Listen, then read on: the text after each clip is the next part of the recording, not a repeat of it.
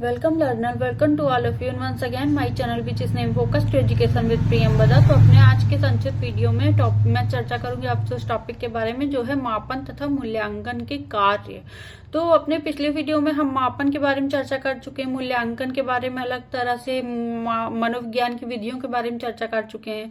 आज हम जानेंगे मापन तथा मूल्यांकन के कार्य क्या हैं, यानी functions of measurement and evolution. ये शिक्षा के क्षेत्र में इसके क्या कार्य है, इससे हम परिचित होंगे और बाकी इसका जब अर्थ मीनिंग समझेंगे तो ये भी समझ जाएंगे कि ये मतलब चारों तरफ से पूरे मतलब परिवेश परितंत्र से भी इसका लेना देना है, चाहे हम शिक्षा के क्षेत्र में हो या ना हो। अगर हम व्यापारी हैं, अगर हम कुछ टीचर हैं, कुछ भी हैं, तो हमें इसकी जरूरत पड़ती है। इसको हमें जानना चाहिए, समझना चाहिए और ये हमें पता होना चाहिए कि मापन तथा मूल्यांकन के क्या कार्य हैं, शिक्षा के क्षेत्र में इसकी क्या आवश्यकता है, क्या इसका महत्व है। चलिए हम इस पर चर्चा शुरू करते हैं।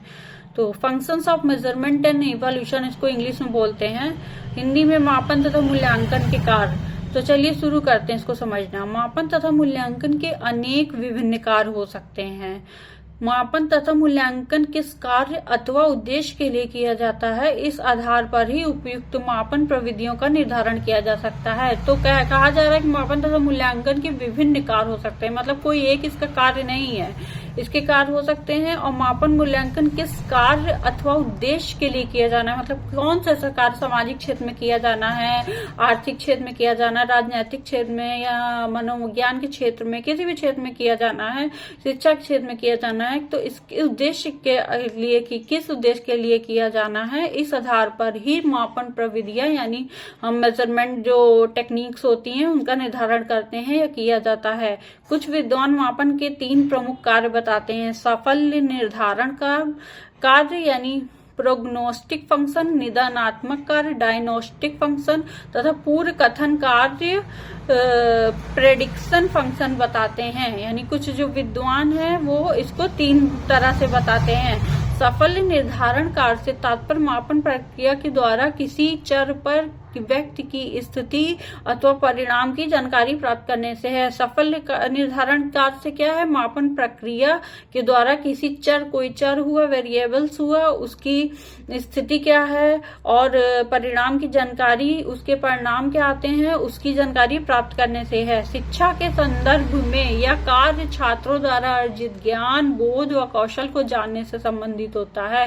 शिक्षा के संदर्भ में क्या है, शिक्षा के संदर्भ में मापन मूल्यांकन का क्या कार्य, छात्रों द्वारा अर्जित ज्ञान, उन्होंने कितना ज्ञान अर्जित किया है जो छात्र हैं, तथा बोध, कितनी समझ, अंडरस्टैंडिंग लेवल उनके अंदर आई है, कौशल, उनकी स्किल कितनी डेवलप हुई है, कि वो जानने से संबंधित होता है। निदानात्मक कार्य से तात्पर्य मापन प्रक्रिया के द्वारा छात्रों की कमजोरियों व कठिनाइयों को ज्ञात करना है। निदानात्मक कार्य क्या है, डायग्नोस्टिक फंक्शन, उसका ये कार्य है कि जो छात्र हैं उनके मापन के द्वारा उनकी कमजोरियों कठिनाइयों को ज्ञात करने से है।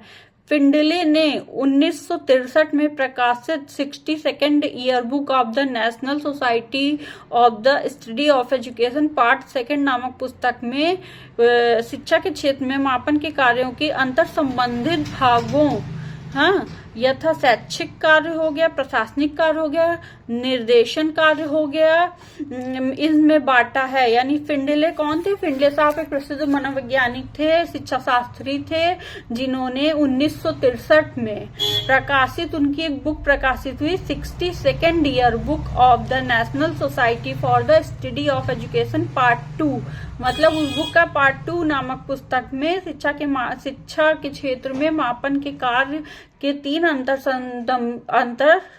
संबंधित भाग हैं। यानी कि वो एक दूसरे से जुड़े हुए हैं, लिंक है उनका एक दूसरे से परस्पर करते हैं। तो उसमें पहला क्या है, पहला है शैक्षिक कार्य हो गया, इंस्ट्रक्टल फंक्शन, फिर प्रशासनिक कार्य एडमिनिस्ट्रेशन फंक्शंस, निर्देशन कार्य गाइडेंस फंक्शंस में बांटा है। इन तीनों प्रकारों के कार्यों को अनेक कार्यों के रूप में पुनः विभक्त किया जा सकता है। इन तीनों प्रकार के जो कार्य हैं, यानी शैक्षिक कार्य हो गए, प्रशासनिक कार्य हो गए, निर्देशन कार्य हो गए, इनको हम पुनः विभक्त किया जाता है प्रमापी कृत परीक्षणों तथा मापन विधियां प्रायः प्रशासनिक तथा निर्देशन कार्यों को पूरा करने के लिए प्रयुक्त की जाती हैं, जबकि अध्यापक निर्मित परीक्षणों का प्रयोग शैक्षिक कार्यों को संपन्न कराने के लिए किया जाता है। तो आज हमने जाना मापन तथा मूल्यांकन के कार्य क्या हैं। इसी कड़ी में हम इसके जो 3 कार्य हमने जाने हैं, जो फिंडेले ने अपनी बुक में लिखा था उसे बांटा है। फिंडेले ने 1963 में क्या है, पहला है शैक्षिक कार्य, दूसरा प्रशासनिक कार्य, तीसरा निर्देशन कार्य। तो इसको 1 बाय 1 तीनों को अलग अलग वीडियो में डिस्कस कर लेंगे। बाकी आज के लिए जो हमारा मापन तथा मूल्यांकन के कार्य का कॉन्सेप्ट क्या है, इसका किस चीज से लेना देना है, क्या इसका मतलब है, क्या अर्थ, 2 शिक्षा क्षेत्र क्या प्रयोग है, ये हमने आज जाना समझा। तो आशा करती हूँ आपको ये वीडियो पसंद आया होगा, हेल्पफुल रहा होगा आपके लिए, आपकी पढ़ाई में कुछ कहीं पे काम आ रहा होगा। तो प्लीज लाइक शेयर कमेंट कीजिए, मेरे चैनल को सब्सक्राइब कीजिए और बेल आइकन को प्रेस कर दीजिए, जिससे मेरे आने वाली वीडियो की नोटिफिकेशन आप तक पहुंचती रहे। तब तक के लिए आप सभी को मेरा नमस्कार।